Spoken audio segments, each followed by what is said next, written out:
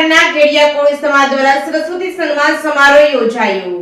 તેજસ્વી વિદ્યાર્થીઓ ભાઈઓ બહેનોનું આગેવાનોના હસ્તે પ્રમાણપત્રો તેમજ શૈક્ષણિક કીટ આપી સન્માન કરવામાં આવ્યું હતું। પ્રભાસ પાટણના કેડિયા કોળી સમાજ તેમજ મોટા કોળીવાડા દ્વારા સરસ્વતી સન્માન સમારોહ યોજાયો હતો। સાંસદ રાજેશભાઈ ચુડાસમાના અધ્યક્ષસ્થાને યોજાયો હતો, જેમાં આગેવાનો દ્વારા 235 વિદ્યાર્થીઓ ભાઈઓ બહેનોને પ્રમાણપત્રો અને શૈક્ષણિક કીટ અર્પણ કરવામાં આવી હતી અને આ તકે સાંસદ રાજેશભાઈ ચુડાસમા અને ઉનાના ધારાસભ્ય કે.સી. રાઠોડ અને આગેવાનોએ હાજરી આપી હતી।